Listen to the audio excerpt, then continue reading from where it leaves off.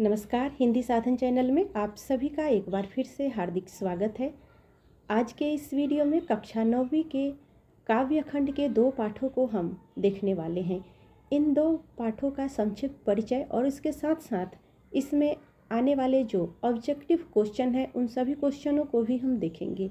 तो पहला पाठ है साखिया एवं शबद, जो कि कबीर का है, और दूसरा पाठ है वाक, जिसके लेखक ललद्यक हैं। तो आइए सबसे पहले जानते हैं कि कबीर ने पहले पाठ साखिया एवं शबद में इनके जो भी साखिया और शबद है उनमें कवि का क्या उद्देश्य है, कवि क्या कहना चाहते हैं।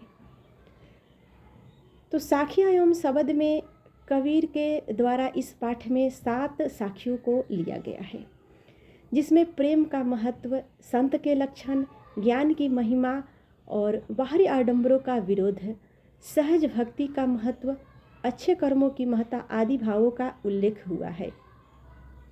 इसके अलावा पाठ में जो 2 शब्द यानी पदों का संकलन है, जिसमें पहले शब्द में बाहरी आडंबरों का विरोध तथा अपने भीतर ही ईश्वर को व्याप्ति का संकेत कवि ने कहा है, और दूसरे शब्द में ज्ञान की आंधी रूपक के सहारे ज्ञान के महत्व का वर्णन है। तो कवि का मानना है कि ज्ञान की सहायता से मनुष्य अपनी सभी दुर्बलताओं पर विजय प्राप्त कर सकता है। तो आइए अब हम पाठ में आने वाले जितने भी ऑब्जेक्टिव क्वेश्चन हैं उनको देखते हैं। पहला क्वेश्चन है, कबीर के अनुसार ईश्वर का वास कहाँ है। पहला ऑप्शन है मंदिर, दूसरा प्रत्येक जीवों की सांस में, तीसरा आकाश में, चौथा भूमि में। तो कबीर के अनुसार ईश्वर का वास प्रत्येक जीवों की सांस में है। ऑप्शन दूसरा सही हो जाएगा। अगला प्रश्न है, दोहे में हंस किसका प्रतीक है। तो एक कबीर का दोहा है जो इस प्रकार से है कि मानसरोवर सुलभ जल हंसा केली कराही, मुक्ता फल मुक्ता चूंगे अब उड़े अनत न जाही। तो उसी दोहे को के तरफ संकेत करके ये प्रश्न है कि दोहे में हंसा किसके लिए प्रतीक हुआ है। तो समय कम है, इसीलिए हम उन सभी पाठों का विश्लेषण अच्छे से नहीं कर पा रहे हैं और ऑब्जेक्टिव प्रश्नों को ही देख रहे हैं। तो इसका सही उत्तर चुनना है आपको। कौन सा ऑप्शन सही होगा। पहला ऑप्शन है सच्चाई का, दूसरा ऑप्शन है पक्षी का, और तीसरा ऑप्शन है मुक्ति का, चौथा प्रभु भक्त का। तो ऑप्शन चौथा सही हो जाएगा। दोहे में हंस प्रभु भक्त का प्रतीक है, यानी प्रभु की भक्ति का प्रतीक है। अगला प्रश्न है, कबीर मनुष्य को ईश्वर को कहाँ ढूंढने के लिए प्रेरित करते हैं। तो कबीर मनुष्य को ईश्वर के ढूंढने के लिए प्रेरित करते हैं। ऑप्शन है ज्ञान में, अतिथि में, परहित में या सांस में। ऑप्शन चौथा सही हो जाएगा। कबीर मनुष्य को अपनी सांस में ढूंढने के लिए प्रेरित करते हैं। ऑप्शन चौथा सही हो जाएगा। तो इस पाठ में एक कबीर की पंक्ति है इस प्रकार से कि प्रेमी ढूंढत मैं फिरूं, प्रेमी मिले न कोई, प्रेमी को प्रेमी मिले सब विष अमृत होए। तो इस प्रकार से इस पंक्ति से लिया गया है। अगला प्रश्न है, सूर्य को कबीर ने किसकी संज्ञा दी है। ऑप्शन पहला है प्रेम की, दूसरा ऑप्शन है भक्त की, तीसरा ऑप्शन है ज्ञान की, चौथा ऑप्शन है वैभव की। तो ऑप्शन तीसरा सही हो जाएगा, ज्ञान की। सूर्य को कबीर ने ज्ञान की संज्ञा दी है। अगला प्रश्न है, कबीर किसका आनंद लेना चाहते हैं। ऑप्शन है धन का, दूसरा है मुक्ति का, तीसरा शिक्षा का, चौथा भोजन का। तो कबीर मुक्ति का आनंद लेना चाहते हैं। ऑप्शन दूसरा सही हो जाएगा। अगला प्रश्न है, कबीर के लिए हृदय किसके समान है। ऑप्शन है मानसरोवर, दूसरा ऑप्शन है मुक्ता, तीसरा ऑप्शन है मुक्ता फल, चौथा ऑप्शन है हंसा। तो कबीर के लिए हृदय मानसरोवर के समान है। मानसरोवर आपने सुना होगा कि एक मानसरोवर नाम का झील है जो कि तिब्बत में है, लेकिन यहाँ पर कबीर ने मानसरोवर हृदय को कहा है। अगला प्रश्न है, दो सच्चे प्रभु प्रेमी मिलने से क्या होता है? पहला ऑप्शन है पाप पुण्य में बदल जाते हैं, दूसरा ऑप्शन है वासनाएं नष्ट हो जाती है, तीसरा ऑप्शन है मन पवित्र हो जाता है, चौथा ऑप्शन है उपयुक्त सभी। तो जब दो प्रभु प्रेमी आपस में मिलते हैं तो उपयुक्त सभी होते हैं। ऑप्शन चौथा सही हो जाएगा। अगला प्रश्न है, कबीर के अनुसार कौन सा मनुष्य सही मायने में जीवित कहलाता है? पहला ऑप्शन है जो धनोपार्जन में लगा रहता है, दूसरा जो ईश्वर भक्ति में स्वयं को डुबो देता है, तीसरा जो धर्म और आडंबरों से स्वयं को दूर रखता है, चौथा है जो जीवन में अज्ञानता को हटा देता है। तो ऑप्शन तीसरा सही हो जाएगा, जो धर्म और आडंबरों से स्वयं को दूर रखता है। अगला प्रश्न है, कबीर किससे खोजने निकलते हैं? ऑप्शन पहला है सच्चे प्रभु प्रेमी को, दूसरा ऑप्शन है ज्ञानी को, तीसरा ऑप्शन है ईश्वर को, चौथा ऑप्शन है मानसरोवर को। ऑप्शन पहला सही हो जाएगा, कबीर सच्चे प्रभु प्रेमी को ढूंढने के लिए निकलते हैं।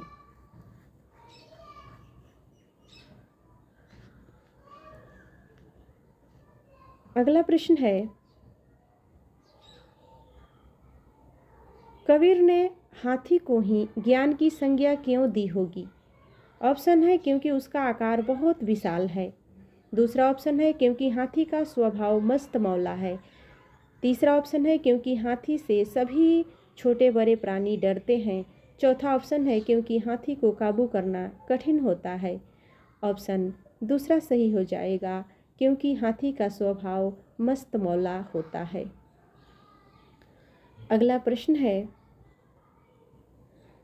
प्रभु साधक को किसकी परवाह किए बिना साधना पथ पर बढ़ते जाना चाहिए? पहला ऑप्शन है अपनों की, दूसरा ऑप्शन है लोक निंदा की, तीसरा ऑप्शन है मुश्किलों की और चौथा ऑप्शन है पाप पुण्य की।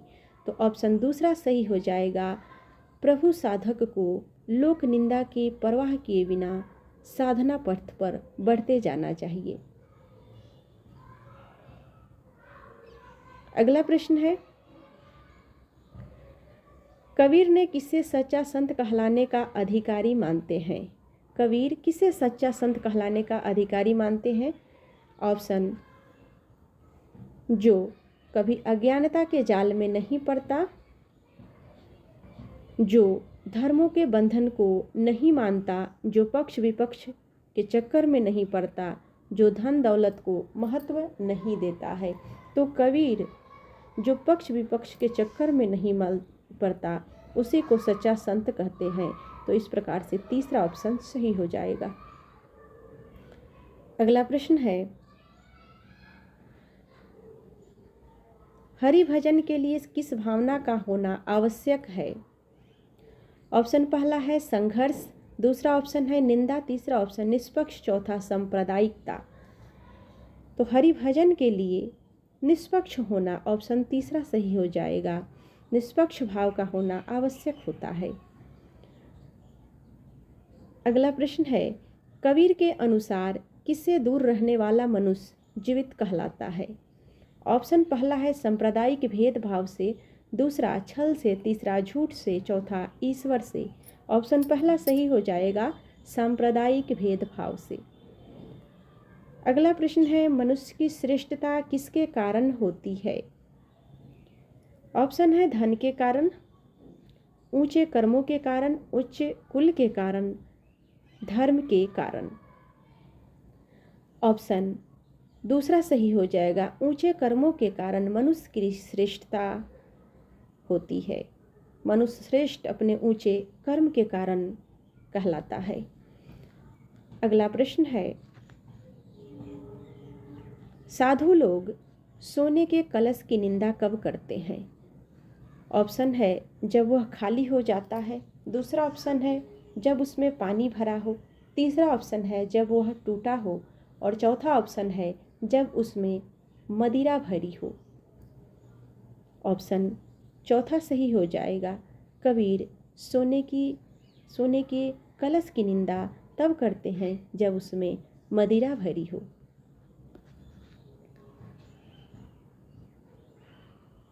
अगला प्रश्न है, कबीर ने आंधी के बाद होने वाली वर्षा का किस रूप में वर्णन किया है?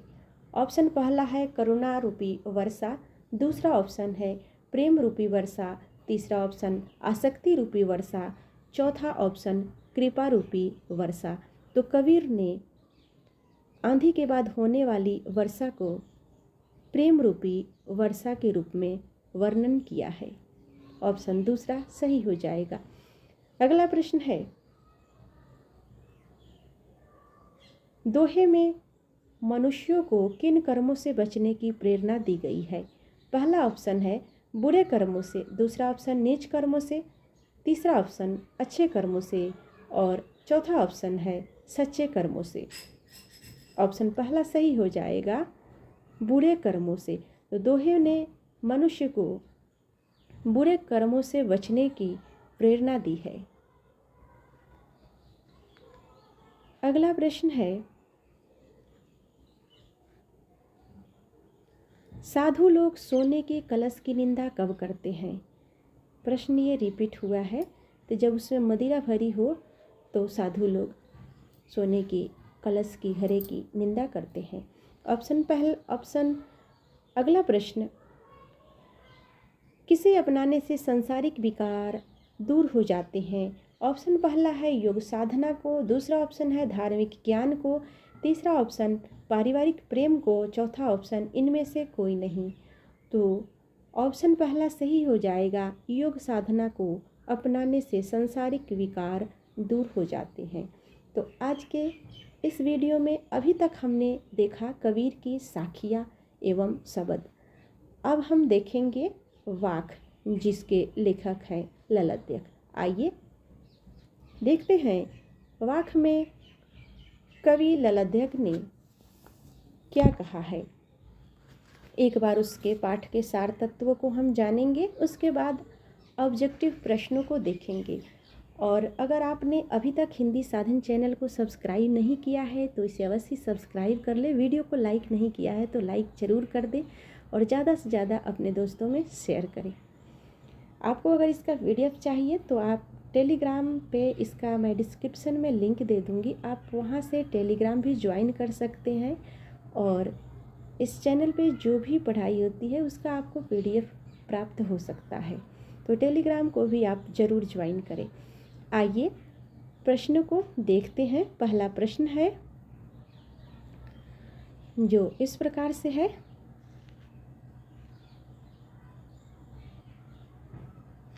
वाक किसे। सबसे पहले प्रश्न को देखने से पहले एक बार मैं इस पे चर्चा करूंगी कि वाक में कवि ने क्या कहा है। वाक में कवयित्री जो कि कश्मीर से के रहने वाली है और ये इस पाठ में इन्होंने 4 वाक को संकलित किया है। पहले वाक में ईश्वर प्राप्ति के लिए मनुष्य के द्वारा किए जाने वाले प्रयासों की व्यर्थता का वर्णन है। तो दूसरे वाक में जाति और धर्म की सीमाओं के ऊपर उठकर समानता की भावना अपनाने पर बल दिया गया है। और तीसरे वाक में गुरु महिमा का वर्णन करते हुए सच्चे गुरु को प्राप्त करने और भवसागर से पार करने एवं चौथे वाक में धर्मगत संकीर्णता को त्यागने तथा प्रत्येक प्राणी में ईश्वर के समान होने की बात कही गई है। तो इसमें ललाध्यक्ष ने पहला वाक है, रस्सी कच्चे धागे की खींच रही है नाव, जाने कब सुन मेरी पुकार, करे देव भवसागर पार, पानी टपके कच्चे सकेरे, व्यर्थ प्रयास हो मेरे, जी में उठती रह हुक, घर जाने की चाह है हेरे। तो इस प्रकार से वाक्य की कुछ पंक्तियाँ हमने अभी पढ़ा। आइए इसके ऑब्जेक्टिव प्रश्नों को देखते हैं।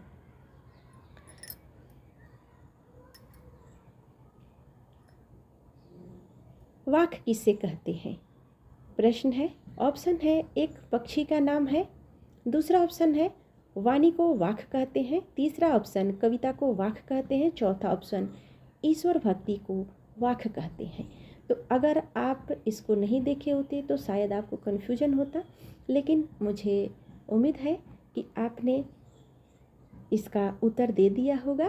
तो इसका सही उत्तर हो जाएगा ऑप्शन दूसरा, वाणी को वाक्य कहते हैं। आइए अगले प्रश्न को देखते हैं। अगला प्रश्न है, किससे न मिलने के कारण कवयित्री के मन में हुक उठ रही है? ऑप्शन है प्रेमी से, दूसरा ऑप्शन है पिता से, तीसरा ऑप्शन परमात्मा से, या चौथा ऑप्शन है परिवार से। तो कवयित्री को परमात्मा से न मिलने के कारण उनके हृदय में हुक उठ रही है। हुक यानी तरफ या वेदना। तो हुक का अर्थ होता है तरफ या वेदना, प्रभु की प्राप्ति के लिए उठ रही वेदना। अगला प्रश्न है, कवयित्री के दुख का कारण क्या है? ऑप्शन है, ईश्वर के पास होते हुए भी उसे ईश्वर न मिल पाना। दूसरा ऑप्शन है, ईश्वरीय मिलन में बाधा। तीसरा ऑप्शन है, जीवन भर की तपस्या का व्यर्थ हो जाना। और चौथा ऑप्शन है, देने के लिए हाथ में कुछ न होना। तो इस प्रकार से ऑप्शन दूसरा सही हो जाएगा, ईश्वर मिलन में बाधा। दुख का कारण क्या है? ईश्वरीय मिलन में बाधा। अगला प्रश्न है, सुषुम्ना नारी का प्रयोग लेखिका ने किसे दर्शाने हेतु किया होगा? ऑप्शन पहला है अपनी इच्छा शक्ति को, दूसरा ऑप्शन है योग साधना को, तीसरा ऑप्शन है निर्गुण भक्ति को, और चौथा ऑप्शन है सगुण भक्ति को। तो लेखिका ने सुषुम्ना नारी का प्रयोग योग साधना के लिए किया है। ऑप्शन दूसरा सही हो जाएगा।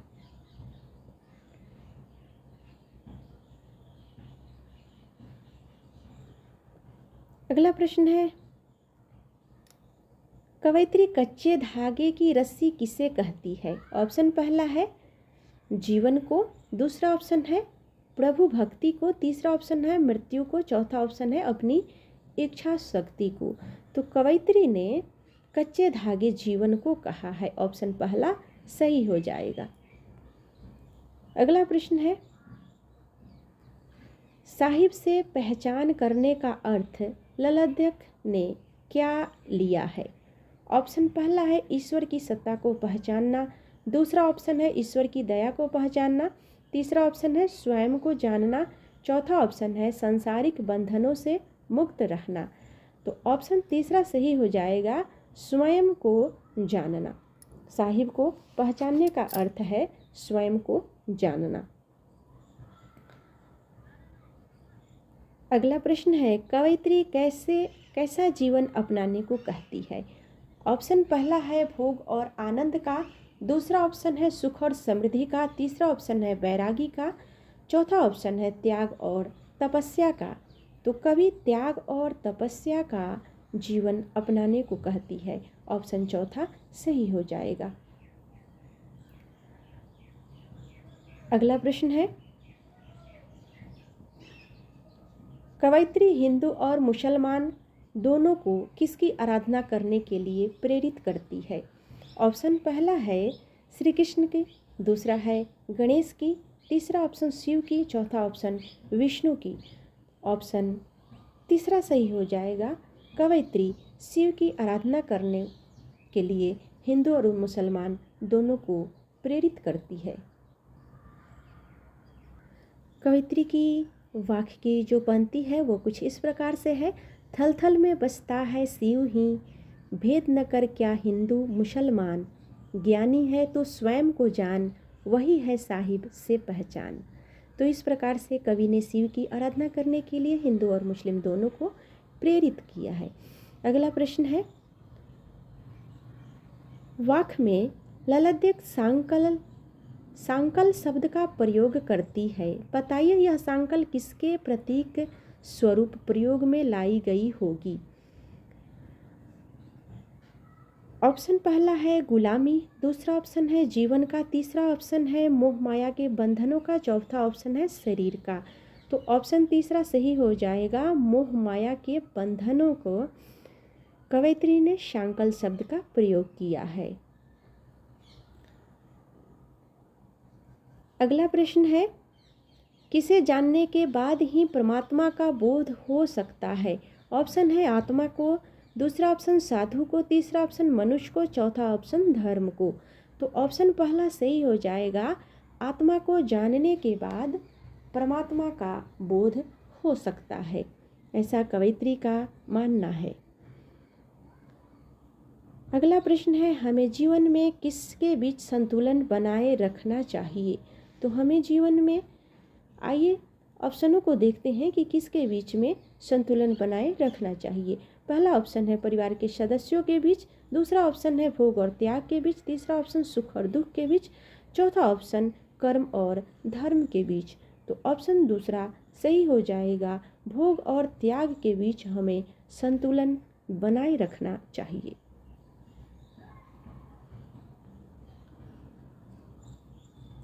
प्रश्न है, ईश्वर के लिए कवयित्री ने किन दो शब्दों का प्रयोग किया है।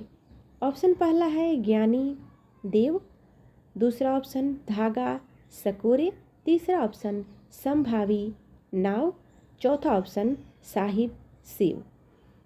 ऑप्शन चौथा सही हो जाएगा। ईश्वर के लिए कवयित्री ने साहिब और शिव दो शब्दों का प्रयोग किया है। अगला प्रश्न है, किसे पहचानने के लिए आत्मज्ञान का होना आवश्यक है। ऑप्शन है ईश्वर को, दूसरा ऑप्शन संसार को, तीसरा ऑप्शन स्वयं को, चौथा ऑप्शन है इनमें से कोई नहीं। ऑप्शन पहला सही हो जाएगा। ईश्वर को पहचानने के लिए आत्मज्ञान का होना आवश्यक है। अगला प्रश्न है, मनुष्य भोगों को भोग कर किसको नाश करता है। ऑप्शन पहला है ईश्वर को, दूसरा ऑप्शन शरीर को, तीसरा ऑप्शन दुखों को, चौथा ऑप्शन इनमें से कोई नहीं। ऑप्शन दूसरा सही हो जाएगा, शरीर को। मनुष्य भोगों को भोग कर शरीर को नाश करता है। अगला प्रश्न है, कविता में कैसी जीवन शैली अपनाते हुए प्रभु को पाने का भाव व्यक्त हुआ है। ऑप्शन पहला है आरामदायक, दूसरा ऑप्शन है अनुशासित, तीसरा ऑप्शन है सहज और चौथा ऑप्शन है इनमें से कोई नहीं। तो ऑप्शन तीसरा सही हो जाएगा, सहज जीवन शैली अपनाते हुए प्रभु को पाने का भाव व्यक्त हुआ है। अगला प्रश्न है, भोग करने से मन किससे हटता है। ऑप्शन है ईश्वर से, दूसरा ऑप्शन है समाज से, तीसरा ऑप्शन परिवार से, चौथा ऑप्शन इनमें से कोई नहीं। तो भोग करने से ईश्वर से मनुष्य का मन हटता है। अगला प्रश्न है, भोग और त्याग के बीच के मार्ग को अपनाने वाले क्या कहलाते हैं। ऑप्शन पहला है अहम भावी, दूसरा ऑप्शन भोगी, तीसरा ऑप्शन त्यागी और चौथा ऑप्शन है समभावी। तो भोग और त्याग के बीच के मार्ग को अपनाने वाले समभावी कहलाते हैं या उन्हें समभावी कहा जाता है। ऑप्शन चौथा सही हो जाएगा। अगला प्रश्न है, शिव कहाँ बसते हैं। ऑप्शन पहला है मंदिर में, दूसरा ऑप्शन है पर्वत पर, तीसरा ऑप्शन है सर्वत्र और चौथा ऑप्शन है समाज में। तो शिव सर्वत्र बसते हैं। ऑप्शन तीसरा सही हो जाएगा। आपने अगर अभी तक वीडियो को लाइक नहीं किया है तो वीडियो को ज़रूर लाइक कर दें और चैनल को सब्सक्राइब कर लें। हिंदी साधन चैनल का नाम है। आइए अगले प्रश्न को देखते हैं। प्रश्न है, तपस्या का जीवन जीने से मनुष्य के मन में क्या पैदा होता है। ऑप्शन है त्याग, सुख, अहंकार या संतोष। तो तपस्या का जीवन जीने से मनुष्य के अंदर त्याग पैदा होता है। ऑप्शन पहला सही हो जाएगा। अगला प्रश्न है, कविता में किन बंधनों से मुक्ति की बात कही गई है? ऑप्शन है परिवार, दूसरा ऑप्शन सांसारिक, तीसरा ऑप्शन सामाजिक, चौथा ऑप्शन है त्याग से। तो कविता में सांसारिक बंधनों से मुक्ति की बात की गई है। ऑप्शन दूसरा सही हो जाएगा। तो आज के इस वीडियो में इतना ही। मिलते हैं अगले वीडियो में। तब तक वीडियो देखने के लिए सभी को बहुत बहुत धन्यवाद। आपने अगर अभी तक हिंदी साधन चैनल को सब्सक्राइब नहीं किया है तो अवश्य सब्सक्राइब कर ले और वीडियो को लाइक करना ना भूले। इसी के साथ मैं अपने वाणी को विराम देती हूँ।